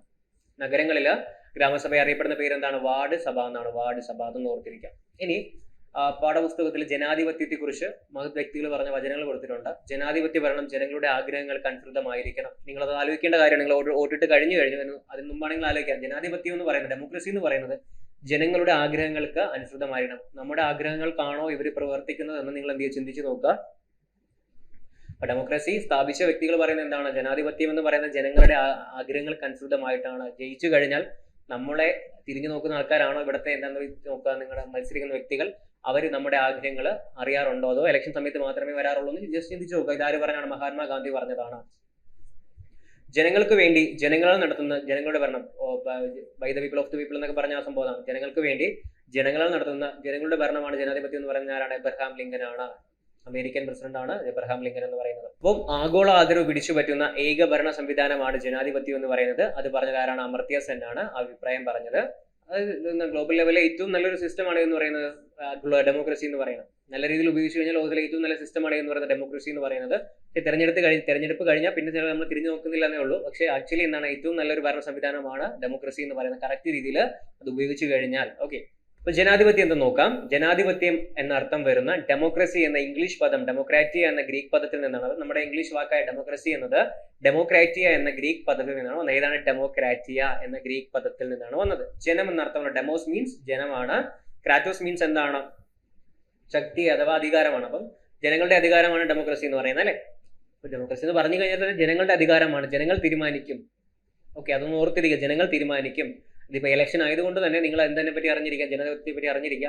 5ാം ക്ലാസ്സിൽ ഒരു കുട്ടിക്ക് എന്ത് ചെയ്യുന്നുണ്ട്? ഇലക്ഷനെ പറ്റി പറഞ്ഞു കൊടുക്കുന്നുണ്ട്. രാഷ്ട്രബോധം അത്രയും പ്രാധാന്യമാണ്. രാജ്യം നിലനിൽക്കണമെങ്കിൽ എന്തറിഞ്ഞിരിക്കണം? രാഷ്ട്രബോധം ഉണ്ടായിരിക്കണം. ഇനി പ്രത്യക്ഷ ജനാധിപത്യമുണ്ട്, പരോക്ഷ ജനാധിപത്യം. ചില രാജ്യങ്ങളിൽ പ്രത്യക്ഷമാണ്, അതായത് എന്താണ്, ഡയറക്റ്റായിട്ട് അവർക്ക് ഡെമോക്രസിയിൽ പങ്കെടുക്കാം. ഇപ്പോൾ എല്ലാവരെയും വിളിച്ചു, റെഫറൻഡം മൂലം എല്ലാവരെയും വിളിച്ചു കൂട്ടുക, ഇങ്ങനെ ഒരു നിർദ്ദേശമുണ്ട്, നമുക്കത് നടപ്പിലാക്കണോ വേണ്ടത് എന്ത് ചെയ്യുക, ഒരു വോട്ടിംഗ് എടുക്കുക, ജനങ്ങളുടെ വോട്ടിംഗ് എടുക്കുക, മെജോറിറ്റി ജനങ്ങൾ ഓക്കെ പറഞ്ഞാൽ നടത്തും. അതാണ് പ്രത്യക്ഷം എന്ന് പറയുന്നത്. ഇനി പരോക്ഷമുണ്ട്, ഇന്ത്യയിലുള്ളതുപോലെ നമ്മൾ എന്ത് ചെയ്യും, നമ്മുടെ റെപ്രസെന്റേറ്റീവിനെ എലക്ട് ചെയ്യും, അവർ ഭരിക്കും. അതുപോലെ പ്രസിഡന്റിനെ ആര് എലക്ട് ചെയ്യും, അവർ എലക്ട് ചെയ്യും. നമ്മൾ ഡയറക്റ്റായിട്ട് എന്ത് ചെയ്യുന്നില്ല, പങ്കെടുക്കുന്നില്ല. ഇൻഡയറക്ട് ഡെമോക്രസിയാണ്. അവിടെ നമ്മുടെ എന്താണ് ഈ പറയുന്നത്, ജനങ്ങളുടെ റെപ്രസെന്റേറ്റീവ് തിരഞ്ഞെടുക്കുകയും അയാളെ നമുക്ക് വേണ്ടി ഭരിക്കുകയും ചെയ്യും. പക്ഷെ ആക്ച്വലി നമ്മുടെ എന്താണ് ആഗ്രഹങ്ങളൊക്കെ ചോദിച്ച് നമുക്ക് വേണ്ടിയാണ് ഭരിക്കേണ്ടത്. പക്ഷെ നമ്മൾ ആരും ഇടപെടുന്നില്ല, രാഷ്ട്ര കാര്യങ്ങൾ ഇടപെടാത്തത് കൊണ്ട് തന്നെ അവർക്ക് ഇഷ്ടമുള്ളതുപോലെ ഭരിക്കുക. അപ്പോൾ നമ്മൾ അവരെ കുറ്റം പറയും. ആക്ച്വലി പൊളിറ്റിക്കൽ കോൺഷ്യസ്നെസ് എന്നൊരു സംഭവം ഉണ്ടാകും, നമുക്കില്ലാത്തതാണ് പ്രശ്നം. നമ്മൾ ആരെയും അഴിമതി എന്നോ കുറ്റം പറഞ്ഞ കാര്യമില്ല. എത്രത്തോളം നമ്മൾ രാഷ്ട്രത്തിൽ ഇടപെടുന്നു, രാഷ്ട്ര കാര്യത്തിൽ ഇടപെടുന്നു, അത്രത്തോളം ഒരു രാജ്യം എന്ത് ചെയ്യും, പുരോഗതി നേടുമെന്നാണ് പറഞ്ഞിട്ടുള്ളത്. അപ്പോൾ അത് നിങ്ങൾ ആലോചിക്കേണ്ട കാര്യം, നമ്മൾ ഇടപെടുന്നില്ല എന്നുണ്ടെങ്കിൽ രാഷ്ട്രം അത്രയും ബാക്കിലോട്ട് തന്നെ പോകും. നമ്മൾ ആരെയും കുറ്റം പറഞ്ഞിട്ട് കാര്യമില്ല, നമ്മൾ ഇടപെടാത്തത് കൊണ്ട് തന്നെയാണ്. അപ്പം നമ്മൾ ഇടപെടണം എന്നാണ് പറയുന്നത്. പ്രത്യക്ഷ ജനാധിപത്യമുണ്ട്, പരോക്ഷ ജനാധിപത്യമുണ്ട്. പ്രത്യക്ഷ ജനാധിപത്യത്തിൽ പ്രധാന തീരുമാനം എടുക്കുന്ന ആരാണ്, ജനങ്ങൾ നേരിട്ടെടുക്കുന്നു. സംസ്ഥാന നിയമസഭ, പാർലമെന്റ് എന്നിവിടങ്ങളിൽ തീരുമാനം എടുക്കുന്ന ആരാണ്, ജനങ്ങൾ നേരിട്ടല്ല. അവർ തിരഞ്ഞെടുത്ത പ്രതിനിധികളാണ് ഇവിടെ ജനങ്ങൾക്ക് വേണ്ടി തീരുമാനങ്ങൾ എടുക്കുന്നത്. ഇത്തരം എന്താണ് പ്രാതിനിധ്യ ജനാധിപത്യത്തെ എന്ത് വിളിക്കുന്നു, പരോക്ഷ ജനാധിപത്യം എന്ന് വിളിക്കുന്നു. ഇവിടെ എന്താണ്, ഇൻഡയറക്ട് ഡെമോക്രസിയാണ്. നമ്മുടെ ആഗ്രഹങ്ങളാണ് പക്ഷെ അവർ നേടിത്തരേണ്ടത്. അവർ എന്താണ് നമുക്ക് നേടിത്തരുന്നുണ്ടോ നമ്മൾ എന്ത് ചെയ്യുന്നു ആലോചിച്ച് നോക്കുക കേട്ടോ. ഇനി തിരഞ്ഞെടുപ്പ് രീതി എന്താണ്, ഘട്ടങ്ങളെ പറ്റി പറയുന്നുണ്ട്. ജസ്റ്റ് അത് നിങ്ങൾക്ക് അറിയാം എന്താണ്. ആദ്യം എന്ത് ചെയ്യും, തിരഞ്ഞെടുപ്പ് വിജ്ഞാപനം പുറപ്പെടുവിക്കും. അതിനുശേഷം എന്ത് ചെയ്യും, നാമനിർദ്ദേശ പത്രിക എന്ത് ചെയ്യും, സമർപ്പിക്കും. പിന്നെ നാമനിർദ്ദേശ പത്രിക എന്താണ് സൂക്ഷ്മമായി പരിശോധിക്കും. നാമനിർദ്ദേശ പത്രിക എന്ത് ചെയ്യും, പിൻവലിക്കാൻ ഒരു അവസരമുണ്ട്. പിന്നെ വോട്ടെടുപ്പ് നടക്കും, പിന്നെ വോട്ടെണ്ണലും ഫലപ്രഖ്യാപനവും നടക്കും. അപ്പോൾ ഓർത്തിരിക്കുക, ആദ്യം എന്താണ് വിജ്ഞാപനം വരും, പിന്നെ എന്ത് ചെയ്യാം, നമുക്ക് നാമനിർദ്ദേശ പത്രിക സമർപ്പിക്കാം, അവരത് പരിശോധിക്കും. അതിനുശേഷം വേണമെങ്കിൽ എന്ത് ചെയ്യാം, പിൻവലിക്കാം. പിന്നെ വോട്ടെടുപ്പാണ്, പിന്നെ വോട്ടെണ്ണലും ഫലപ്രഖ്യാപനവും നടക്കും. ഓക്കെ, ആ ചാപ്റ്റർ കഴിഞ്ഞു. ബേസിക് ആയി 5ാം ക്ലാസ്സിലെ കുട്ടിക്ക് മനസ്സിലാൻ വേണ്ടിയുള്ള കാര്യങ്ങളെ പറയുന്നുള്ളൂ കേട്ടോ. ഇനി കേരളക്കരയിലെ 10ാമത്തെ പാഠമാണ് എന്ന് പറയുന്നത് കേരളക്കരയിൽ. ഇതിൽ കേരളത്തെ പറ്റിയും 11ാമത്തെ പാഠം ഇന്ത്യയെ പറ്റിയാണ്. ബേസിക് ആയിട്ടുള്ള കാര്യങ്ങളാണ്, എല്ലാം പറയുന്നില്ല. നിങ്ങൾക്കറിയാം ഇന്ത്യയിൽ എത്ര സ്റ്റേറ്റ് ഉണ്ടെന്നും അതൊന്നും പറയുന്നില്ല. ഇന്ത്യയുടെ തെക്കേ അറ്റത്തായി കിഴക്ക് പശ്ചിമഘട്ടത്തിനും പടിഞ്ഞാറ് അറബിക്കടലിനും ഇടയിൽ സ്ഥിതി ചെയ്യുന്ന ഭൂപ്രദേശമാണ് ഇതെന്ന് പറയുന്നത് നമ്മുടെ കേരളം എന്ന് പറയുന്നത് അല്ലേ. ഇവിടെ ഏതാണ്, അറേബ്യൻ സീയും ഇവിടെ എന്താണ് വെസ്റ്റേൺ ഘട്ട്സ് ആണ് വരുന്നത്. ഇതിനിടയ്ക്കാണ് ഇത് വരുന്നത്, നമ്മുടെ കേരളം, കുഞ്ഞു കേരളം വരുന്നത്. ഭൂപ്രകൃതി പടിഞ്ഞാറ് അറബിക്കടലിനോട് ചേർന്ന് മണൽ നിറഞ്ഞ പ്രദേശങ്ങൾ എന്താണ് തുടങ്ങി കുന്നുകളും താഴ്വരകളും കടന്ന് കിഴക്കൻ അതിർത്തിയിൽ എത്തുമ്പോഴേക്കും കുതിച്ചു പാഞ്ഞൊഴുകുന്ന കാട്ടാറുകളും ഉയരം കൂടിയ കൊടുമുടികളും ഉൾക്കൊള്ളുന്ന വൈവിധ്യമാർന്ന ഭൂപ്രകൃതിയാണ് നമ്മുടെ കൊച്ചു കേരളത്തിനുള്ള കാര്യം. കേരളത്തിന്റെ പ്രത്യേകത എന്താണ്, നമുക്ക് മഴയുണ്ട്, കടലുണ്ട്, മലനിരകളുണ്ട്, നിരപ്പുണ്ട്, അങ്ങനെ ഒരുപാട് ഭൂപ്രകൃതി നമുക്ക് പഠിക്കും. ഇത് തന്നെ പഠിക്കാനുണ്ട് നമ്മുടെ ഭൂപ്രകൃതി നമുക്ക് പഠിക്കാം. ഇത് തന്നെയാണ് ഏതാന്ന് പറയുന്ന തീരപ്രദേശം നമുക്കുണ്ട്, ഇടനാടുണ്ട്, മലനാടുണ്ട്. ഇതെല്ലാം കൂടെ ചേർന്നൊരു ഭൂപ്രകൃതിയാണ് എന്ന് പറയുന്നത് കേരളം എന്ന് പറയുന്നത് അല്ലെ. വളരെ പ്രധാനപ്പെട്ട ഒരു നാടാണ് കേരളം എന്ന് പറയപ്പെടുന്നത്. കാര്യം ഇവിടെ എല്ലാം ഉണ്ട്, മലനാടുണ്ട്, ഇടനാടുണ്ട്, തീരപ്രദേശമുണ്ട്, മഴയുണ്ട്, ട്രോപ്പിക്കൽ റീജിയൻ ആണ്, വെയിലുണ്ട്, എല്ലാം നമുക്ക് എന്ത് ചെയ്യുന്നുണ്ട്, കിട്ടുന്നുണ്ട് അല്ലെ. എല്ലാം കൂടെ ചേർന്നൊരു നാടാണ് എന്ന് പറയുന്നത് കേരളം എന്ന് പറയുന്നത്. അപ്പൊ നോക്കിയോ, നമുക്ക് തീരപ്രദേശം, ഈ മഞ്ഞ കാണുന്നതാണ് തീരപ്രദേശം എന്ന് പറയുന്നത് ഉണ്ടോ. ഹൈറ്റ് എത്രയാണ്, 7.5 മീറ്ററിന് താഴെയാണ് ഇതിന്റെ ഹൈറ്റ് വരുന്നത്. ഇടനാട് എന്ന് പറയുമ്പോൾ എത്ര വരും, ഹൈറ്റ് 7.5 മീറ്ററിനും 75 മീറ്ററിനും ഇടയ്ക്കുള്ള ഹൈറ്റ് ആണ് ഇത് വരുന്നത്, ഇടനാട് വരുന്നത്. മലനാടാകുമ്പോൾ എത്ര ഹൈറ്റ് വരും, 75 മീറ്ററിന് മുകളിലോട്ട് വരുന്നതിന് എന്ത് വിളിക്കാം, നമുക്ക് മലനാടെന്ന് വിളിക്കുക. ഇതാണ് കേരളത്തിന്റെ ഭൂപ്രകൃതി എന്ന് പറയുന്നത് ഈ ഒരു രീതി. നിങ്ങൾ ആലോചിക്കുക, നിങ്ങൾ ഇതിൽ എവിടെയാണ് താമസിക്കുന്നത് ആലോചിച്ച് നോക്കിയത്, മലനാടാണോ ഇടനാടാണോ തീരപ്രദേശമാണോ എന്ന് ജസ്റ്റ് ഒന്ന് ആലോചിച്ച് നോക്കുക കേട്ടോ. മലനാട് സമുദ്രനിരപ്പിൽ നിന്നും ഏകദേശം 75 മീറ്ററിൽ കൂടുതൽ ഉയരമുള്ള പ്രദേശമാണ് മലനാടെന്ന് പറയുന്നത്. ഉയരം കൂടിയ കുന്നുകളും മലകളും ഒക്കെയാണ് ഈ ഭൂപ്രകൃതി വിഭാഗത്തിൽ വരുന്നത്. നമ്മുടെ നദികളെല്ലാം ഉത്ഭവിക്കുന്ന എവിടെ നിന്നാണ് ഈ പറയുന്നത്, മലനാട് എന്നായിരിക്കും അല്ലെ. ഈ ഒരു പ്രദേശമാണ് മലനാട് എന്ന് പറയുന്നത്. ഇനി സഹ്യന്റെ മടിയിൽ തെക്ക് തമിഴ്നാട് മുതൽ വടക്ക് ഗുജറാത്ത് വരെ വ്യാപിച്ചു കിടക്കുന്ന പശ്ചിമഘട്ട മലനിരകളുടെ ഭാഗമാണ് കേരളത്തിന്റെ മലനാട് പ്രദേശം. നിങ്ങൾക്കറിയാം പശ്ചിമഘട്ടത്തെ പറ്റിയാണ് പറയുന്നത്. ഏത് മുതലാണ്, തെക്ക് തമിഴ്നാടാണ്, ഏതുവരെ ഉണ്ട്, അത് ഗുജറാത്ത് വരെ വ്യാപിച്ചു കിടക്കുന്നതാണ് എന്ന് പറയുന്നത് നമ്മുടെ വെസ്റ്റേൺ ഘട്ട്സ് എന്ന് പറയുന്നത്. കടുവ, പുലി, വരയാട്, സിംഹവാലൻ, കുരങ്ങ് എന്നിവയും രാജവെമ്പാല ഉൾപ്പെടെ പലതരം പാമ്പുകൾ, നിരവധി ഇനം പക്ഷികൾ, ചിത്രശലഭങ്ങൾ തുടങ്ങിയ അപൂർവമായ ജീവജാലങ്ങളുടെ പശ്ചിമഘട്ടത്തിലുണ്ട്. പഠിക്കാനൊന്നുമില്ല, പറഞ്ഞു പോകുന്നതാണ്. ഇനി ഈട്ടി, അകിൽ, ചന്ദനം, രക്തചന്ദനം തുടങ്ങിയ മരങ്ങളും പലതരം ഓർക്കിഡുകളും നിറഞ്ഞതാണ് പശ്ചിമഘട്ട മേഖല. ഈ പ്രദേശത്ത് സഖ്യപർവ്വത നിര എന്നും അറിയപ്പെടുന്നു. ഇതിനെന്തെന്നറിയപ്പെടുന്നു, സഖ്യപർവ്വത നിര എന്നും അറിയപ്പെടുന്നുണ്ട്. പശ്ചിമഘട്ടത്തിന്റെയും അവിടുത്തെ ജീവജാലങ്ങളുടെയും ചിത്രങ്ങൾ അത് വേണ്ട കുട്ടികൾക്കുള്ളതാണ്. അപ്പൊ ഇതില് പാലക്കാട് ജില്ലയിലെ മണ്ണാർ, ഇത് പഠിക്കണം കേട്ടോ, സൈലന്റ് വേലയാണ്. ഇവിടെയാണ് പാലക്കാട് ജില്ലയിലെ മണ്ണാർക്കാട് താലൂക്കിലാണ് ഇത് വരുന്നത്. പശ്ചിമഘട്ടത്തിലെ വനപ്രദേശമാണ് സൈലന്റ് വേല. അപ്പൊ അത് പഠിക്കാം, ചോദിക്കാം.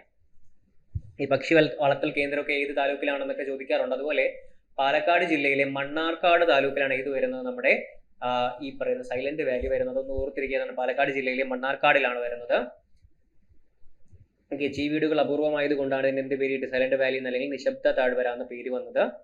വംശനാശ ഭീഷണി നേരിടുന്ന സിംഹവാലൻ കുരങ്ങ് എവിടെയുണ്ട്? ഈ പറയുന്ന സൈലന്റ് വാലിയിലുണ്ട്. അതൊന്ന് ഓർത്തിരിക്കുക. എവിടെയാണ്? മണ്ണാർക്കാടാണ്, പാലക്കാട് ജില്ലയിൽ മണ്ണാർക്കാടാണ്. പാലക്കാട് ജില്ല ഓർത്തിരിക്കുക. മണ്ണാർക്കാടാണ് ഇത് വരുന്നത്, നിശബ്ദ താഴ്വരയിൽ വരുന്നത് ഓർത്തിരിക്കുക, സൈലന്റ് വാലി വരുന്നത്. ഇനി ഇടനാട് സമുദ്രനിരപ്പിൽ നിന്നും 7.5 മീറ്റർ മുതൽ 75 മീറ്റർ വരെ ഉയരമുള്ള ഭൂപ്രദേശമാണ് ഇതെന്ന് പറയുന്നത്, ഇടനാടെന്ന് പറയുന്നത് അല്ലേ. എന്താ ഇതാണ്, ഇതിനെയാണ് എന്ത് വിളിക്കുന്നത്? ഇടനാടെന്ന് വിളിക്കുന്നത്. ചെറിയ കുന്നുകളും താഴ്വരകളും നദീതടങ്ങളും എല്ലാം ചേർന്നാണ് എന്ന് പറയുന്നത് ഇടനാടെന്ന് പറയുന്നത്. അപ്പൊ നിങ്ങൾ ഇതിൽ ഏതിലാണെന്ന് ജസ്റ്റ് ഒന്ന് ആലോചിച്ച് നോക്കുക കേട്ടോ. ഈ തീരപ്രദേശം വരുന്നുണ്ട്, സമുദ്രനിരപ്പിൽ നിന്നും 7.5 മീറ്ററിന് താഴെ. 7.5 മീറ്റർ അധികം ഉയരമില്ലാത്ത ഭാഗമാണ്, നിങ്ങൾക്ക് അറിയാം. 7.5 മീറ്റർ തീരെ താഴ്ന്നതാണ്. സമുദ്രനിരപ്പിൽ നിന്നും 7.5 മീറ്ററിന് വരെ ഉയരമുള്ള ഭാഗമാണെന്ന് പറയുന്നത് തീരപ്രദേശം എന്ന് പറയുന്നത്. പൊതുവെ മണൽ നിറഞ്ഞ ഭൂപ്രദേശമാണ് ഇതെന്ന് പറയുന്നത് തീരപ്രദേശം എന്ന് പറയുന്നത്. ഓക്കെ, ഇനി കാലാവസ്ഥ. കേരളത്തിൽ കാലാവസ്ഥ 2 തരം മഴകൾ നമുക്ക് ലഭിക്കാറുണ്ട്. ഏതൊക്കെയാണ്? നോർത്ത് ഈസ്റ്റും അതുപോലെ സൗത്ത് വെസ്റ്റ് മൺസൂണുമാണ് നമുക്ക് കിട്ടുന്നത്. 2 പഠിക്കണം. ഒരുപാട് തവണ PSC ചോദിച്ചിട്ടുണ്ട് കാലാവസ്ഥയും മഴയും ഒക്കെ. ഇപ്പൊ കഴിഞ്ഞ പരീക്ഷയ്ക്കും കാലാവസ്ഥയും മഴയും ചോദ്യങ്ങൾ വന്നിട്ടുണ്ട്, നമുക്ക് പഠിക്കേണ്ടതാണ്. മിതമായ കാലാവസ്ഥയാണ് കേരളത്തിൽ നിലനിൽക്കുന്നത്. മോഡറേറ്റ് ക്ലൈമറ്റ് ആണ്. അതികഠിനമായ ചൂടോ തണുപ്പോ എന്തില്ല, ഇവിടെ ഇല്ല. കാര്യം ഇവിടെ എന്തുകൊണ്ട്? കടലുണ്ട്. ഇവിടെ എന്താണ്? കര ചൂട് പിടിച്ചു കഴിഞ്ഞാൽ ഇവിടെ നിന്ന് കാറ്റ് വരും, കടലിൽ നിന്ന് കാറ്റ് വരും. കര തണുത്ത് കഴിഞ്ഞാൽ കരയിൽ നിന്ന് കാറ്റ് അങ്ങോട്ട് പോകും, കടലിലേക്ക് പോകില്ല. അപ്പൊ അധികം ചൂടോ തണുപ്പോ വരാൻ ഇവിടെ ആര് സമ്മതിക്കാറില്ല? കടല് സമ്മതിക്കാറില്ല. തെക്ക് പടിഞ്ഞാറൻ മൺസൂൺ. തെക്ക് പടിഞ്ഞാറ് എന്ന് പറയുന്നതാണ് സൗത്ത് വെസ്റ്റ് എന്ന് പറയുന്നത്. സൗത്ത് വെസ്റ്റ് മൺസൂണിനെയാണ് തെക്ക് പടിഞ്ഞാറൻ മൺസൂൺ എന്ന് പറയുന്നത്. കാലത്ത് കേരളത്തിൽ ഏറ്റവും കൂടുതൽ മഴ ലഭിക്കുന്നത്. അപ്പൊ കേരളത്തിന് ഏറ്റവും കൂടുതൽ മഴ ലഭിക്കുന്നത് ഏത് മഴയിൽ നിന്നാണ്? സൗത്ത് വെസ്റ്റ് അല്ലെങ്കിൽ തെക്ക് പടിഞ്ഞാറൻ ഏതാണ് മൺസൂണിൽ നിന്നാണ് ഏറ്റവും കൂടുതൽ മഴ ലഭിക്കുന്നത്. ജൂൺ മാസത്തിൽ തുടങ്ങുന്ന ഈ മഴക്കാലത്തെ ഇടവപ്പാതി എന്നും കാലവർഷം എന്നും അറിയപ്പെടുന്നത്. അപ്പൊ സൗത്ത് വെസ്റ്റ് മൺസൂണിന്റെ വേറെ പേരാണ്, അല്ലെങ്കിൽ തെക്ക് പടിഞ്ഞാറ് മൺസൂണിന്റെ വേറെ പേരാണ് ഇടവപ്പാതി എന്നും കാലവർഷം. ഇടവപ്പാതി എന്നും കാലവർഷം. അപ്പൊ രണ്ടൊന്നും ഓർത്തിരുന്നോ? സൗത്ത് വെസ്റ്റിനെയാണ് എന്ന് പറയുന്നത് ഇടവപ്പാതി എന്ന് വിളിക്കാം, കാലവർഷം എന്ന് വിളിക്കാം. ഇടവപ്പാതി, കാലവർഷം. ഇടവപ്പാതി, കാലവർഷം. ഓക്കെ, ജൂൺ മാസം.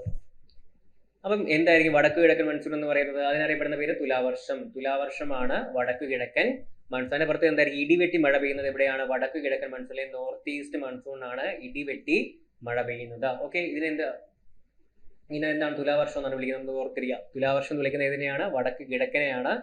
ഇടവപ്പാതി എന്നും കാലവർഷം എന്ന് വിളിക്കുന്ന ഏതിനെയാണ്? സൗത്ത് വെസ്റ്റ് അല്ലെങ്കിൽ എന്താണ് ഈ പറയുന്ന തെക്ക് പടിഞ്ഞാറൻ മൺസൂണിനെയാണ്. ഓക്കെ, ഡിസംബർ മാസത്തോടെ കേരളത്തിൽ നേരിയ തണുപ്പ് അനുഭവപ്പെടാൻ തുടങ്ങുന്നു. ഫെബ്രുവരി മധ്യത്തോടെ വേനൽക്കാലം ആരംഭിക്കുകയായി. വേനൽക്കാലത്ത് എന്തൊക്കെ കുട്ടികൾക്ക് വേണ്ടി പറഞ്ഞിരിക്കുന്നതാണ്. ഇനി നദികൾ നമുക്കറിയാം. പശ്ചിമഘട്ടത്തിൽ നിന്ന് ഉത്ഭവിച്ച കേരളത്തിൽ എത്ര നദികളുണ്ട്? 44 നദികളുണ്ട്. ഇവയിൽ കബനി, ഭവാനി, പാമ്പാർ. കബനി, ഭവാനി, പാമ്പാർ എങ്ങോട്ടാണ് ഒഴുകുന്നത്? ബാക്കിയെല്ലാം ഇവിടെ പോകും, അറബിക്കടലിൽ പോകും. ഏറ്റവും അടുത്തേതാണ് കേരളം ചെരിഞ്ഞാണ് കിടക്കുന്നത്, ബാക്കിയെല്ലാം എങ്ങോട്ട് പോകും? അറബിക്കടലിൽ പോകും. 41 അറബിക്കടലിൽ പോകും. അതെങ്ങോട്ടാണ് ഒഴുകുന്നത്? പടിഞ്ഞാറോട്ടാണ്. പക്ഷെ കിഴക്കോട്ട് ഒഴുകുന്ന 3 നദികളുണ്ട് അല്ലെ. കിഴക്കോട്ട് ഒഴുകുന്ന 3 നദികൾ ഏതൊക്കെയാണ്? കബനി, ഭവാനി, പാമ്പാർ. കബനി, ഭവാനി, പാമ്പാർ എന്ന കിഴക്കോട്ടാണ് ഒഴുകുന്നത്. പെരിയാറാണ് കേരളത്തിലെ ഏറ്റവും നീളം കൂടിയ നദി. ഓക്കെ, സാമൂഹ്യ ശാസ്ത്രത്തിൽ അത്രേ ഉള്ളൂ. പെരിയാറാണ് കേരളത്തിലെ ഏറ്റവും നീളം കൂടിയ നദി എന്ന് പറയുന്നത്. ഇനി ഒരു കറണ്ട് അഫയേഴ്സ് പോലെ ഒരു പുനർജനി കൊടുത്തിട്ടുണ്ട്. അതായത് എന്താണ്? 1/4 നൂറ്റാണ്ട് മുൻപ്, ഏകദേശം 25 വർഷം മുമ്പ് എന്ത് ചെയ്തു? വറ്റി വരണ്ടു പോയ അട്ടപ്പാടിയിലെ കൊടുങ്ങരപ്പള്ളം പുഴ. അടുത്തൊരു കറണ്ട് അഫയേഴ്സ് പോലത്തെ കാര്യം കൊടുത്തിട്ടുണ്ട്, പുനർജനി. 1/4 നൂറ്റാണ്ട് മുൻപ്, ഏകദേശം 25 വർഷം മുമ്പ് വറ്റി വരണ്ടു പോയ അട്ടപ്പാടിയിലെ കൊടുങ്ങരപ്പള്ളം പുഴ. ഏതാണ്? അട്ടപ്പാടിയിലുള്ള കൊടുങ്ങരപ്പള്ളം പുഴ. അതിന്റെ ഒഴുക്ക് വീണ്ടെടുത്ത് തുടങ്ങിയിരിക്കുന്നു. അതാണ് വറ്റിപ്പോയ ഒരു നദിയാണ്, അല്ലെങ്കിൽ അത് എന്താണ് ഒഴുക്കില്ലാതെ നശിച്ചു പോയൊരു നദിയാണ്. ഏകദേശം 25 വർഷം നശിച്ചു പോയൊരു നദി എന്ത് ചെയ്തു? അതിന്റെ ഒഴുക്ക് വീണ്ടെടുത്തു. ഏതാണ്? കൊടുങ്ങരപ്പള്ളം പുഴയാണ് അട്ടപ്പാടിയിലെ. തമിഴ്നാട് അതിർത്തിയിലെ പെരുമാൾമുടിയിൽ നിന്ന് ഉത്ഭവിച്ചത്. എവിടെ നിന്നാണ് ഉത്ഭവിക്കുന്നത്? തമിഴ്നാട് ജില്ലയിലെ പെരുമാൾമുടിയിൽ നിന്ന് ഉത്ഭവിച്ച് ഭവാനിപ്പുഴയിൽ എത്തിച്ചേരുന്ന പുഴയാണ് കൊടുങ്ങരപ്പള്ളം പുഴ.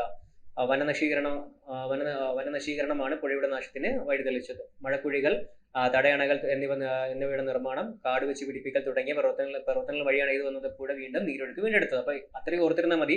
നശിച്ചു പോയിരുന്ന നദി എന്ത് ചെയ്തു? വീണ്ടും വന്നിട്ടുണ്ട്. അപ്പൊ ഇവിടെ അട്ടപ്പാടിയിൽ ഏതാണ്? കൊടുങ്ങരപ്പള്ളം പുഴയാണ്. ഏതാണ്? കൊടുങ്ങരപ്പള്ളം പുഴയാണ്. വീണ്ടും എന്ത് ചെയ്തിരിക്കുന്നു? അത് പുനരുജ്ജീവിക്കുന്നു എന്നാണ് അർത്ഥം. ഓക്കെ, ഇനി കേരളത്തിൽ കായലുകളുണ്ട്. കടലിനോട് ചേർന്ന് കാണപ്പെടുന്ന വലിയ ജലാശയങ്ങൾ എന്ന് വിളിക്കുന്നു കായൽ എന്ന് വിളിക്കുന്നു. ആലപ്പുഴ, കോട്ടയം, എറണാകുളം ജില്ലകളിലായി എന്താണ് കായലുകൾ വ്യാപിച്ചു കിടക്കുന്ന കായലാണ് എന്ന് പറയുന്നത് വേമ്പനാട്ട് കായൽ. അപ്പൊ ഏതൊക്കെയാണ്? ആലപ്പുഴ, കോട്ടയം, എറണാകുളം ജില്ലയിൽ വ്യാപിച്ചു കിടക്കുന്ന വേമ്പനാട്ട് കായലാണ് കേരളത്തിലെ ഏറ്റവും വലിയ കായൽ എന്ന് പറയുന്നത്. വേമ്പനാട്ട് കായൽ പഠിക്കുക. വേമ്പനാട്ട് കായൽ ഏതൊക്കെയാണ്? ആലപ്പുഴ ജില്ലയിലുണ്ട്, കോട്ടയത്തുണ്ട്, എറണാകുളം. ഈ 3 ജില്ലകളിലായിട്ട് വ്യാപിച്ചു കിടക്കുന്ന വേമ്പനാട്ട് കായലാണ് കേരളത്തിലെ ഏറ്റവും വലിയ കായൽ. ഓക്കെ, ഇനി തടാകങ്ങൾ എന്ന് പറയുന്നത്. തടാകങ്ങൾ നമുക്കറിയാം. ലേക്ക് എന്ന് പറയും. കരയാൽ ചുറ്റപ്പെട്ട വലിയ ജലാശയങ്ങൾ എന്ന് വിളിക്കാം, നമുക്ക് തടാകങ്ങൾ എന്ന് വിളിക്കാം. കൊല്ലം ജില്ലയിലെ ശാസ്താംകോട്ട തടാകമാണ് സംസ്ഥാനത്തെ ഏറ്റവും വലിയ ശുദ്ധജല തടാകം. ശാസ്താംകോട്ടയാണ് കേരളത്തിലെ എന്ന് പറയുന്ന ഏറ്റവും വലിയ ശുദ്ധജല തടാകം എന്ന് പറയുന്നത്. മറ്റത് കായലാണ്, ഇതാണ് വെമ്പനാട് കായലാണ്. ഇത് തടാകമാണ്. കരയാൽ ചുറ്റപ്പെട്ട വലിയ ജലാശയങ്ങൾ എന്ത് വിളിക്കാം, നമുക്ക് തടാകങ്ങൾ എന്ന് വിളിക്കാം. ഇതിനെ എന്ത് വിളിക്കുന്നു, കടലിനോട് ചേർന്ന് കാണപ്പെടുന്ന വലിയ ജലാശയമാണ് ഇതെന്ന് പറയുന്ന കായൽ എന്ന് അറിയപ്പെടുന്നു. ഓക്കെ, നമ്മൾ ഇന്നത്തെ ക്ലാസ്സിൽ ഇത്രയാണ് ഡിസ്കസ് ചെയ്യുന്നത്. SCRT ആണ്. അപ്പം 5ാം ക്ലാസ് മൊത്തത്തിൽ കഴിഞ്ഞു കേട്ടോ. ഇതാണ് നമ്മുടെ 5ാം ക്ലാസ് എന്ത് ചെയ്തു, നമുക്ക് മൊത്തത്തിൽ കംപ്ലീറ്റ് 5ാം ക്ലാസ് നമ്മൾ മൊത്തത്തിൽ കംപ്ലീറ്റ് ചെയ്ത് കഴിഞ്ഞു. ഇനി 6, 7 അങ്ങനെ എന്ത് ചെയ്യും, നമ്മൾ ഉടനെ തന്നെ വീഡിയോയിൽ ഇടുന്നതായിരിക്കും. ഇതേപോലെ ബേസിക് സയൻസ് വിട്ടുപോകും. നിങ്ങൾക്ക് ഏതെങ്കിലും പാഠങ്ങൾ അല്ലെങ്കിൽ ഏതെങ്കിലും ടോപ്പിക്കുകൾ, എന്നാൽ SCRT അല്ലാതെ നിങ്ങൾക്ക് ഏതെങ്കിലും ടോപ്പിക്കുകൾ എന്ത് വേണം, ക്ലാസ്സുകൾ വേണം എന്നുണ്ടെങ്കിൽ അത് അറിയിക്കുക. നിങ്ങൾക്ക് എന്തൊക്കെയാണ് വേണ്ടത് നമ്മൾ എന്ത് ചെയ്യുക, കമന്റ് സെക്ഷനിൽ അറിയിക്കുക. ഇതുവരെ ചാനൽ സബ്സ്ക്രൈബ് ചെയ്യാത്ത ആൾക്കാർ എന്ത് ചാനൽ സബ്സ്ക്രൈബ് ചെയ്യുക. അതുപോലെ നിങ്ങൾക്ക് വീഡിയോ എന്ത് ചെയ്യാൻ എത്രയും പെട്ടെന്ന് അറിയാനായിട്ട്, വീഡിയോ ഇടുമ്പോൾ നിങ്ങൾക്ക് നോട്ടിഫിക്കേഷൻ ലഭിക്കാനായിട്ട് എന്ത് ചെയ്യുക, ബെല്ലൈക്കൻ എനേബിൾ ചെയ്ത് വെക്കുക കേട്ടോ. അപ്പോൾ മറ്റൊരു വീഡിയോയുമായിട്ട് മറ്റൊരു ക്ലാസ്സുമായിട്ട് നമുക്ക് അടുത്ത ക്ലാസ്സിൽ കാണാം. Thank you.